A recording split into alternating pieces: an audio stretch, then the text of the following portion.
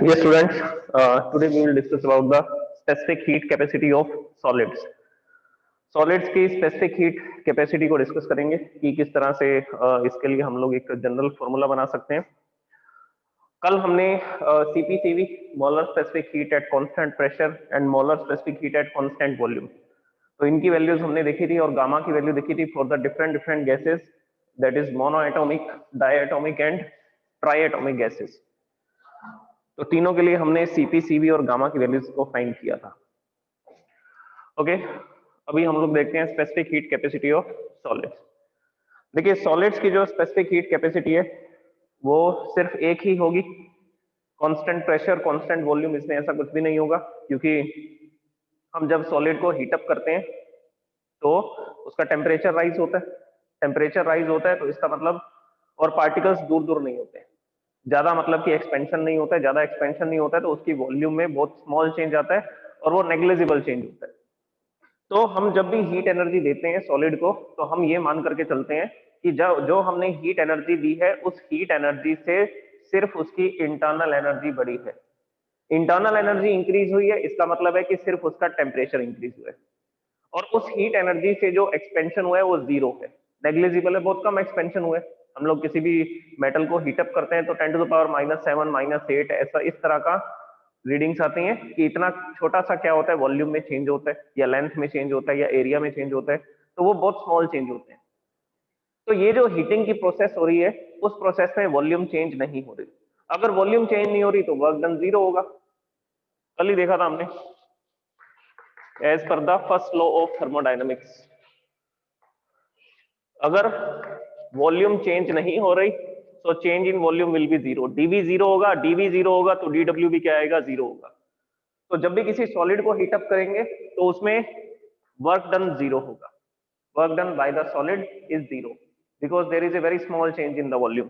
तो हम जो भी हीट एनर्जी देंगे उस हीट एनर्जी से सिर्फ क्या होगा, ये इस तरह से लिखा जाएगा dq is equal to du, और ये हो जाएगा जीरो, ये जीरो आ जाएगा। सो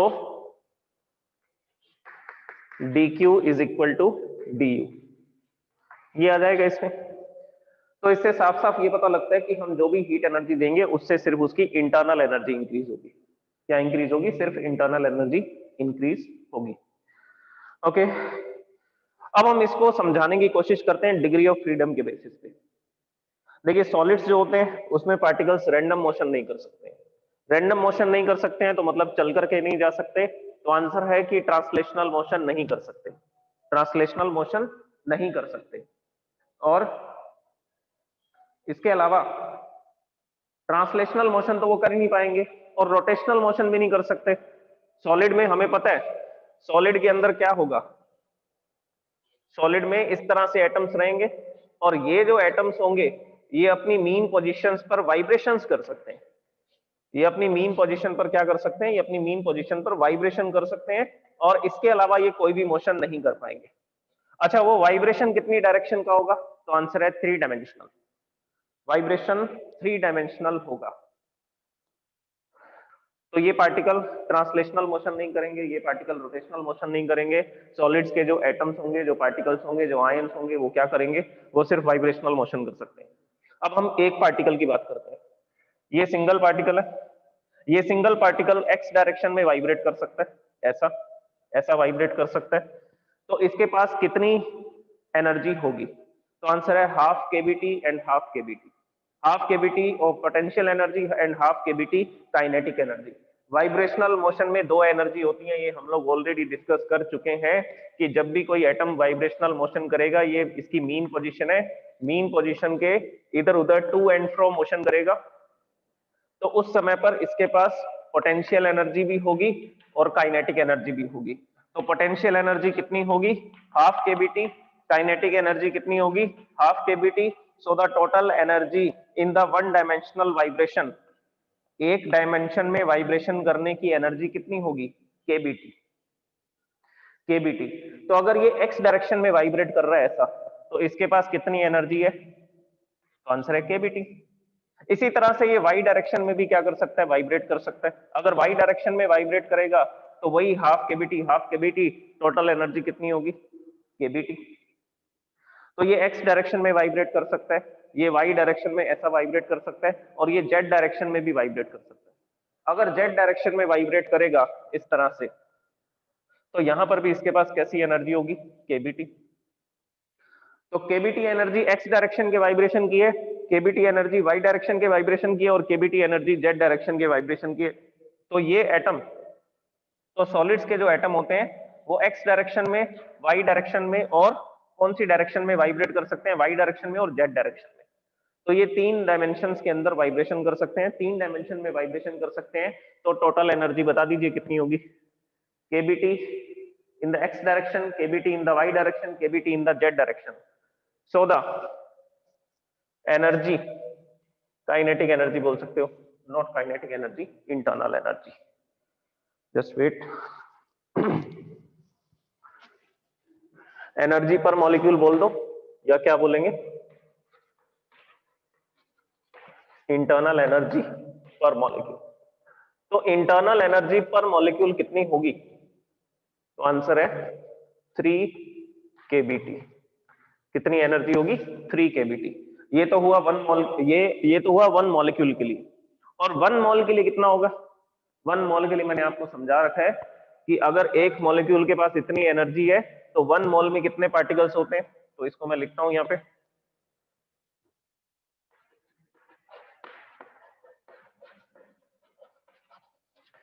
इंटरनल एनर्जी पर मोल, केबी की जगह पर आर लिख देंगे।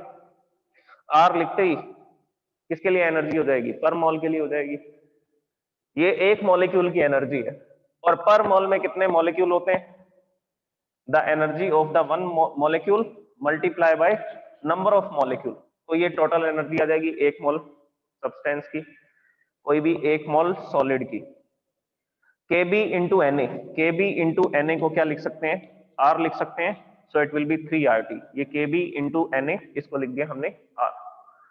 Okay, so internal energy per molecule of the solid is 3 kBT and internal energy per mole of the solid, अगर 1 मोल कोई भी सॉलिड लोगे, 1 मोल एल्यूमिनियम, 1 मोल जिंक, 1 मोल कार्बन, तो उनकी एनर्जी कितनी होगी, 3RT।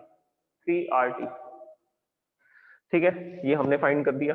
अब हम लोग बात करना चाहते हैं स्पेसिफिक हीट की। तो स्पेसिफिक हीट कैसे निकाले, फॉर्मूला हमारे पास है। हम जो भी हीट एनर्जी देंगे उसको कैसे लिखा जाता है, the heat energy given to the substance is mu, mu या एन लिख सकते हैं, number of mole, C D T.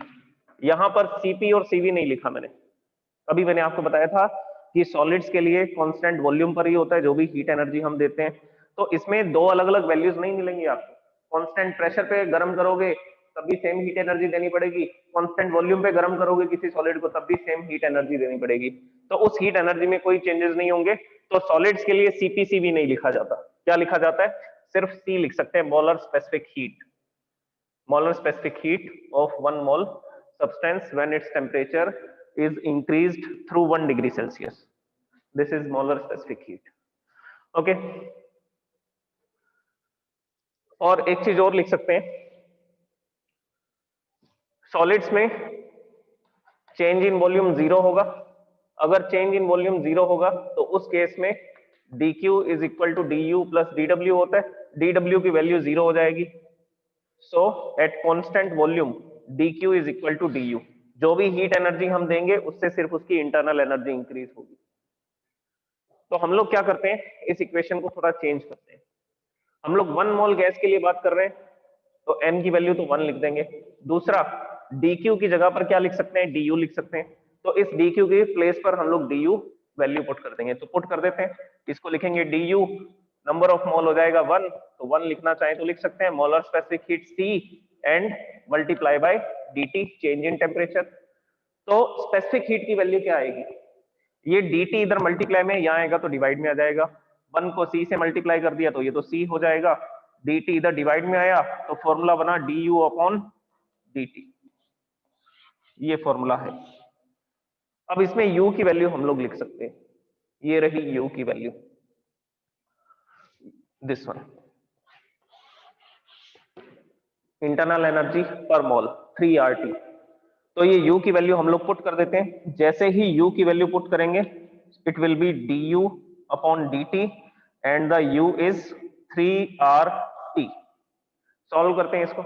इसको सॉल्व करेंगे तो देखिए क्या इक्वेशन बनेगी। Next 3R is constant, 3R constant है, इसका डिफरेंशिएशन नहीं होगा। dt अपॉन dt का डिफरेंशिएशन होगा 1। तो नेक्स्ट स्टेटमेंट लिख देते हैं यहाँ पे, C is equal to 3R is constant, ये कांस्टेंट है, इसका डिफरेंशिएशन नहीं होगा। dt अपॉन dt, इसका डिफरेंशिएशन होता है 1। So specific heat of the solids is 3R। R की वैल्यू आपको पता है, the R is 8.31 joule per mole per kelvin. This is the value of R universal gas constant. तो किसी भी सॉलिड के लिए हमें क्या करना होगा, हमें सिर्फ 3R लिखना है, मतलब कि 8.31 को 3 से मल्टीप्लाई कर देना है। जैसे ही 3 से मल्टीप्लाई करेंगे एक स्पेसिफिक हीट कैपेसिटी आ जाएगी। वो स्पेसिफिक हीट कैपेसिटी हम सब सॉलिड्स के लिए कंसीडर कर सकते हैं, मतलब कि लगभग 24 joule per mole per kelvin के आसपास आएगी। 24 joule per mole per kelvin. तो लगभग 24 जूल की एनर्जी देने पर, 24 जूल की एनर्जी देने पर कितने सब्सटेंस को, तो आंसर है 1 मोल पर मोल लिखा हुआ है ना। 1 मोल सब्सटेंस को अगर 24 जूल की एनर्जी देते हैं और उसका टेम्परेचर 1 केल्विन या 1 डिग्री सेल्सियस बढ़ जाता है, तो वही उसकी क्या होगी, मोलर स्पेसिफिक हीट। तो सॉलिड्स की जो मोलर स्पेसिफिक हीट है वो 24 25 इसके आसपास रहती है, तो लगभग कांस्टेंट वैल्यू होती है। अच्छा, अब मैं आपको कुछ सॉलिड्स की मोलर स्पेसिफिक हीट दिखाता हूं।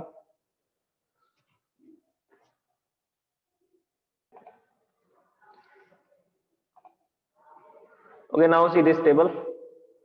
इस टेबल पे आपको दिख रहा है एल्यूमिनियम की स्पेसिफिक हीट है 900 जूल पर किलोग्राम पर केल्विन। ये स्पेसिफिक हीट हमने थर्मल प्रॉपर्टीज ऑफ मैटर में स्टडी की थी, तो इसमें वो स्पेसिफिक हीट भी लिखी हुई है जो हमने उस चैप्टर में स्टडी की थी। अब हम बात करेंगे पर मोल के बेसिस पे। वो तो पर किलोग्राम था, देखिए यहाँ पर किलोग्राम लिखा हुआ है, तो वो पर किलोग्राम के बेस पर था, ये है पर मोल के बेस पर। तो अगर हम एल्यूमिनियम को 1 डिग्री सेल्सियस गर्म करना चाहते हैं, 1 मोल एल्यूमिनियम को, तो कितनी एनर्जी देनी पड़ेगी, 24.4। ये देखिए 3R कांस्टेंट है ना, 3 एंड R इज 8.31, इसको मल्टीप्लाई करेंगे तो 24 के आसपास आएगा, तो इसकी स्पेसिफिक हीट भी 24.4 है। नेक्स्ट, कार्बन को एक बार छोड़ दीजिए, ये एक एक्सेप्शन है, इसके बारे में भी डिस्कस करते हैं। अच्छा, डिस्कस कर ही लेते हैं। कार्बन एक्सेप्शन क्यों है, इसकी मोलर स्पेसिफिक हीट 6.1 है, ये 3R वाले प्रिंसिपल को फॉलो नहीं कर रही। उसका रीजन ये है कि जो कार्बन है वो एक नॉन मेटल है, और कार्बन की एक प्रॉपर्टी होती है कैटेनेशन, जिसमें वो किसी दूसरे कार्बन के साथ क्या कर सकते हैं, बॉन्ड बना सकता है, मतलब कि इलेक्ट्रॉन्स की शेयरिंग कर सकते हैं। तो कार्बन कार्बन आपस में जुड़ सकते हैं, इस वजह से उनके बीच में इलेक्ट्रॉन्स की शेयरिंग होती है, और वो शेयरिंग के कारण एक दूसरे के साथ में जुड़े रहते हैं, मतलब कि कोवेलेंट बॉन्ड बनाते हैं। तो कोवेलेंट बॉन्ड होने की वजह से इसकी जो मोलर स्पेसिफिक हीट है वो इस प्रिंसिपल को फॉलो नहीं करेगी, तो ये एक एक्सेप्शन है। तो कार्बन एक एक्सेप्शन है ड्यू टू इट्स स्ट्रक्चर। ठीक है, अगर हमने ग्रेफाइट लिया, डायमंड लिया, तो उनकी स्ट्रक्चर हमें पता है। ग्रेफाइट के अंदर क्या होता है, एक कार्बन के साथ 3 कार्बन जुड़े होते हैं। डायमंड में क्या होता है, एक कार्बन के साथ 4 कार्बन जुड़े होते हैं, और वो सारे कोवेलेंट बॉन्ड होते हैं। तो स्ट्रक्चर के डिफरेंस के कारण, कोवेलेंट बॉन्ड होने के कारण इसकी स्पेसिफिक हीट अलग है, तो ये एक एक्सेप्शन है। कॉपर, ये देखो एल्यूमिनियम मेटल था, कॉपर मेटल है, लेड, सिल्वर, आयरन, सिल्वर और टंगस्टन। ओके, तो ये सारे मेटल्स हैं। मेटल्स में क्या होगा, एक एटम दूसरे एटम को अट्रैक्ट करेगा, उसमें कोई भी इलेक्ट्रॉन की शेयरिंग नहीं होती है। मेटल्स के अंदर किसी भी तरह के इलेक्ट्रॉन्स की शेयरिंग नहीं होती है, वो सिर्फ एक दूसरे पर अट्रैक्शन रिपल्शन लगाते हैं, और वो फोर्सेस जब एक दूसरे के बराबर हो जाते हैं तो वो एक स्टेशनरी डिस्टेंस पर रहते हैं एटम्स एक दूसरे से। तो इसमें इलेक्ट्रॉन की शेयरिंग नहीं है, वो सिर्फ एक दूसरे को अट्रैक्ट और रिपेल कर रहे हैं, इस वजह से एक दूसरे के साथ जुड़े हुए हैं। तो इसलिए कॉपर की भी मोलर स्पेसिफिक हीट देखिए 24 के आसपास है, लेड की भी 24 के आसपास है। ये प्रैक्टिकल वैल्यूज लिखी हुई है, थ्योरेटिकल वैल्यूज 24 पॉइंट समथिंग आती है। Silver 25.5, tungsten 24.9।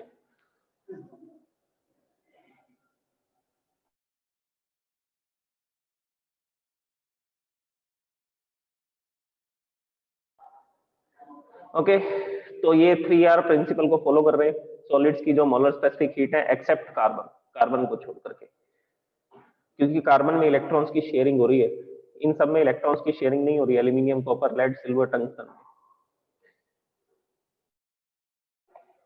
ओके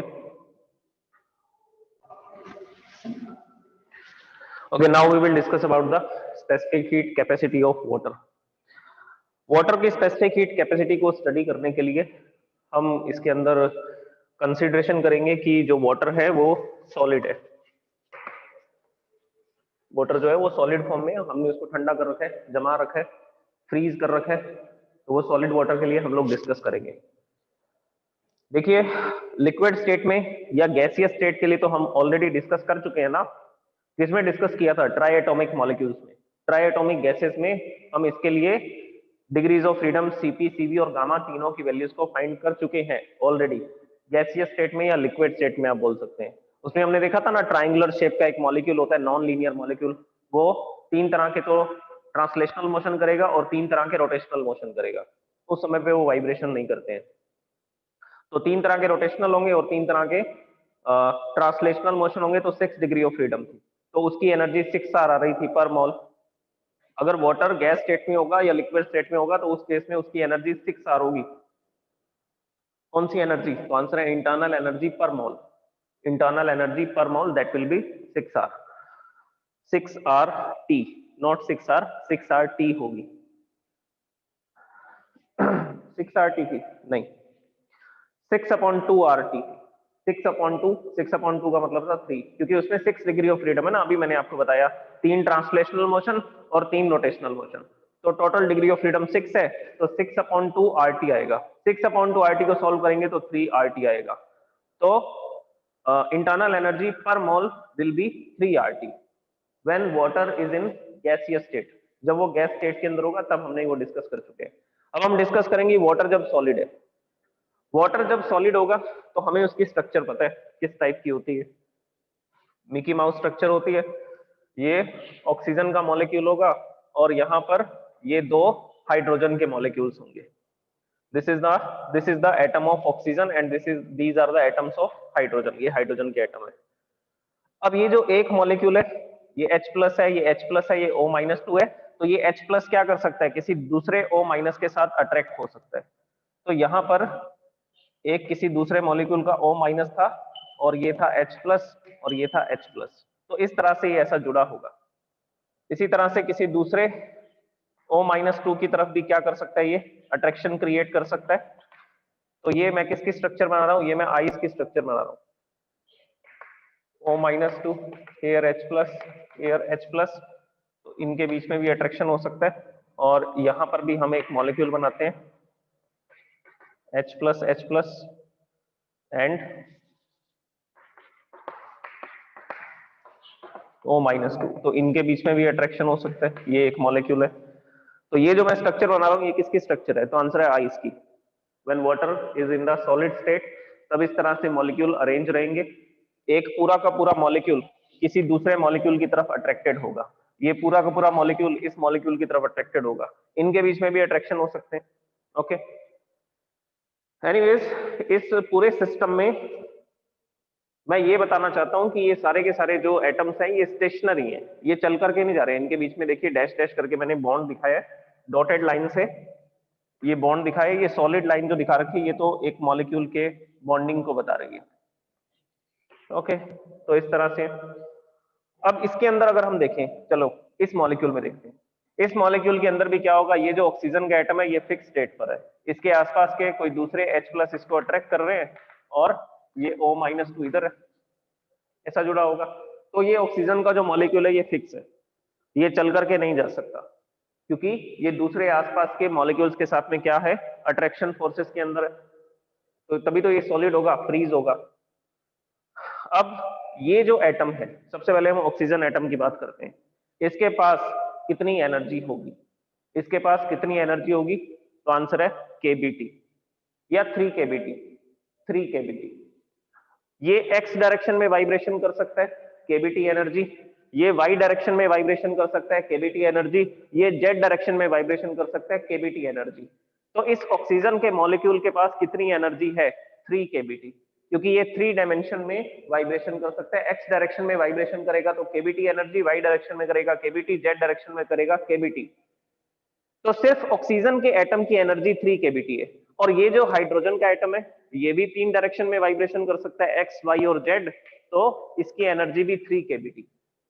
इसी तरह से ये दूसरा जो हाइड्रोजन है इसी मॉलिक्यूल का, सेम मॉलिक्यूल का, जो ये तीसरा हाइड्रोजन है, सॉरी तीसरा हाइड्रोजन नहीं, तीसरा एटम है और दूसरा हाइड्रोजन है, जो ये थर्ड एटम है, ये भी 3 डायरेक्शन में क्या कर सकता है? ये भी 3 डायरेक्शन में वाइब्रेशन कर सकता है। अगर 3 डायरेक्शन में वाइब्रेशन कर सकता है तो इसकी एनर्जी भी कितनी होगी? तो इसकी एनर्जी भी होगी 3 केबीटी। समझ आ रहा है ना? एक डायमेंशन की एनर्जी केबीटी है, ये 3 डायमेंशन में वाइब्रेशन कर सकता है 3 केबीटी, ये भी 3 डायमेंशन में, ये भी 3 डायमेंशन में वाइब्रेशन कर सकता है तो 3 केबीटी। तो एक मॉलिक्यूल की एनर्जी कितनी है? तो आंसर है 9 केबीटी। तो उसको मैं यहां पर लिखता हूं, इंटरनल एनर्जी पर मॉलिक्यूल।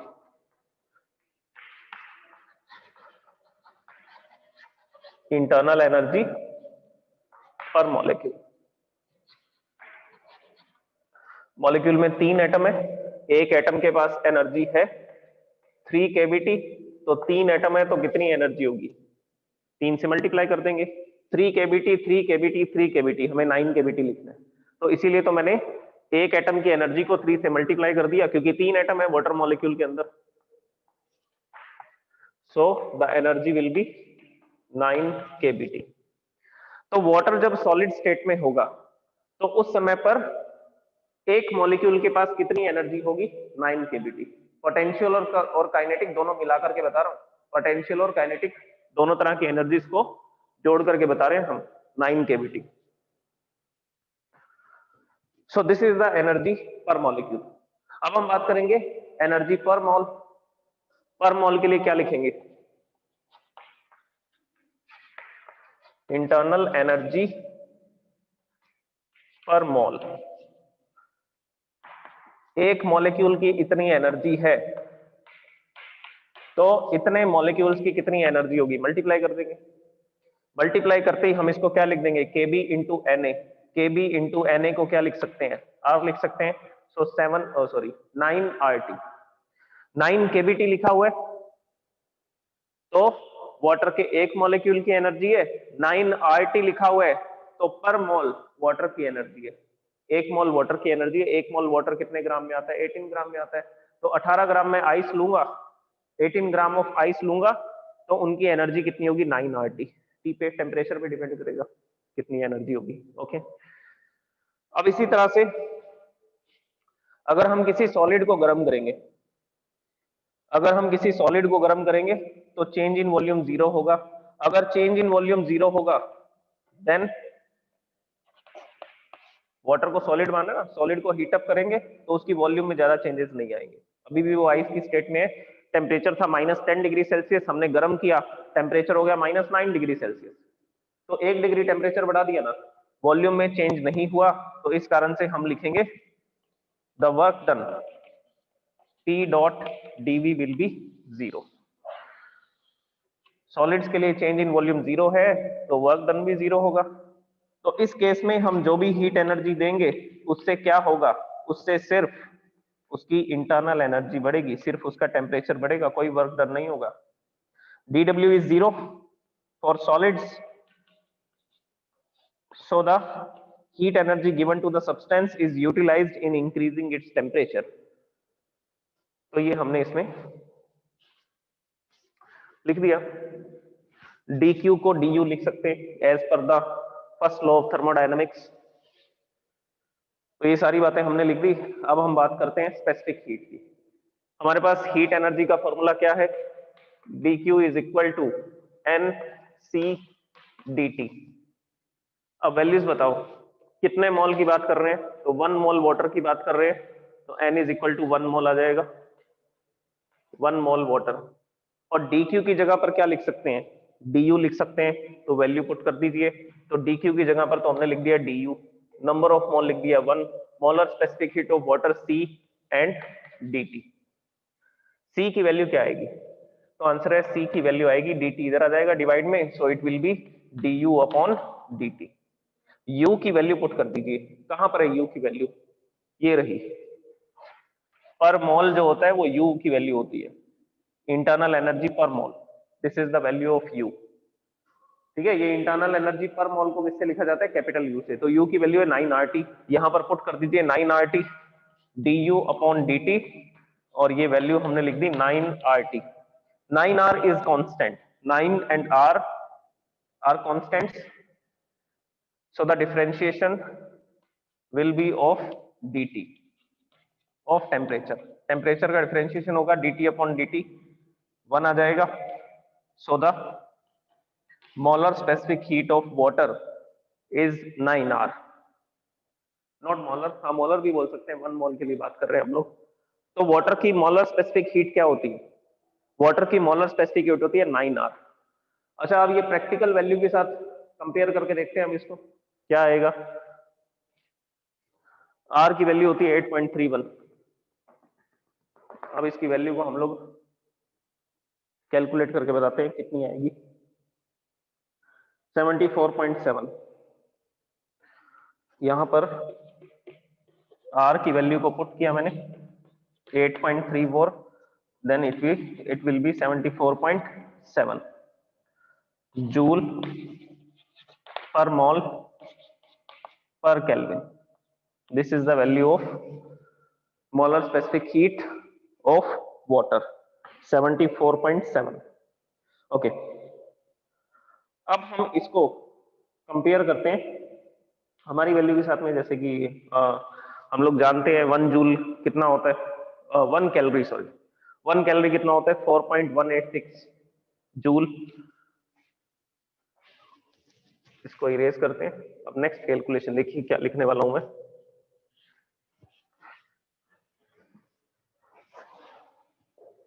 ये मोलर स्पेसिफिक हीट वाटर की है, ये वैल्यू हमने कैसे निकाली? ये थ्योरेटिकल वैल्यू है, ये हमने ऐसा डेरिवेशन किया, डेरिवेशन करके लास्ट में 9 R आ गया, R की वैल्यू पुट कर दी, तो हमने बोला कि वाटर की मोलर स्पेसिफिक हीट इतनी होती है 74.7 जूल पर मोल।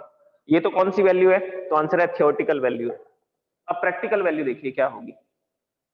प्रैक्टिकल वैल्यू क्या होगी उसके बारे में देखते हैं। प्रैक्टिकल वैल्यू हमें पता है,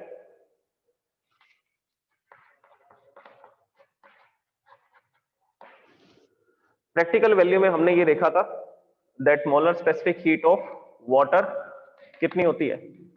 1 कैलोरी। 1 कैलोरी हीट एनर्जी देते हैं तो उसका टेम्परेचर 1 डिग्री सेल्सियस बढ़ जाता है। कितने ग्राम का? तो आंसर है पर ग्राम पर केल्विन। ये ग्राम के लिए था। ओके, कैलोरी को क्या लिख सकते हैं? 4.186। एग्जैक्ट जो वैल्यू होती है प्रैक्टिकल वैल्यू वो होती है 4.179, 4.179 जूल पर ग्राम पर केल्विन। ओके, तो ये हमें समझ आ गया कि अगर 1 ग्राम वाटर को गर्म करना है तो 1 कैलोरी की हीट एनर्जी देनी पड़ेगी, या जूल में लिखेंगे तो कितनी हीट एनर्जी देनी पड़ेगी।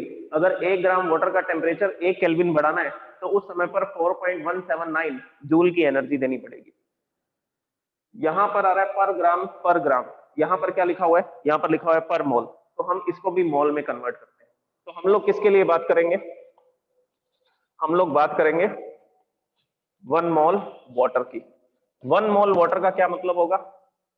18 ग्राम ऑफ वाटर। ये पर ग्राम लिखा हुआ है ना, तो हम लोग 1 मोल के लिए लिख लेते हैं, क्योंकि ये वाली वैल्यू किसके लिए दे रखी है? क्योंकि ये वाली वैल्यू पर मोल के लिए दे रखी है। तो इसको मोल में कन्वर्ट करते हैं। कैसे कन्वर्ट करेंगे? मैंने आपको बता दिया कि 1 mole water is equal to 18 gram of water, is equal to 18 gram of water. अब 1 ग्राम को इतनी हीट एनर्जी देनी पड़ती है, तो 18 ग्राम को कितनी हीट एनर्जी देनी पड़ेगी? तो यहां पर लिखूंगा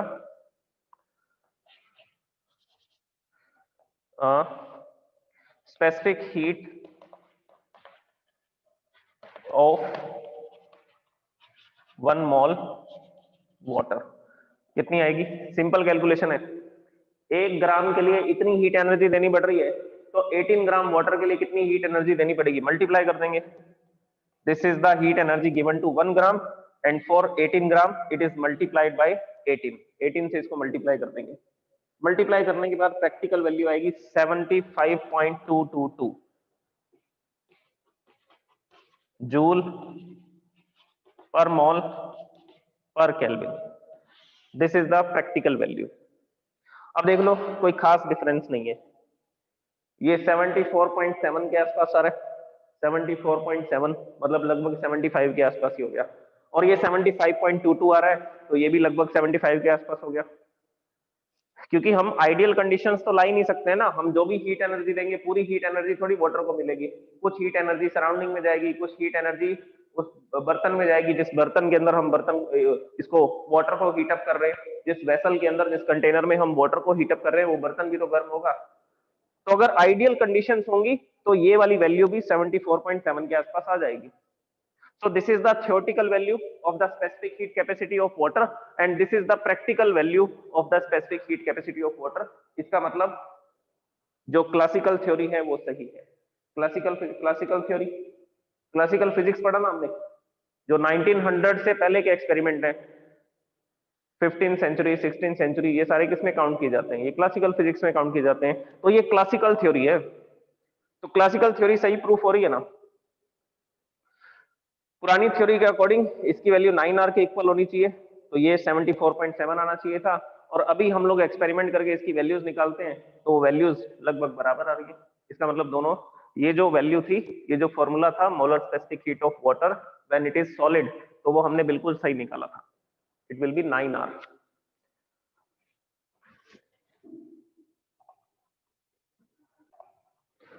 ओके, इसके बाद हम लोग इस चैप्टर का लास्ट टॉपिक डिस्कस करेंगे, that is mean free path. वैसे तो मीन फ्री पाथ को हम डिस्कस कर चुके हैं ऑलरेडी, सिर्फ डेफिनेशन को अभी मैं इसका डेरिवेशन आपको करवाऊंगा। तो कल हम लोग मीन फ्री पाथ का डेरिवेशन देखते हैं कि हम लोग कैसे एक मॉलिक्यूल के चलने के रास्ते की कैलकुलेशन कर सकते हैं, कि कॉलिजन्स के बीच में वो कितना डिस्टेंस ट्रेवल करेगा, that is called mean free path. The distance between the two successive collisions, the distance traveled between the two successive collisions is called mean free path. Okay, thank you so much.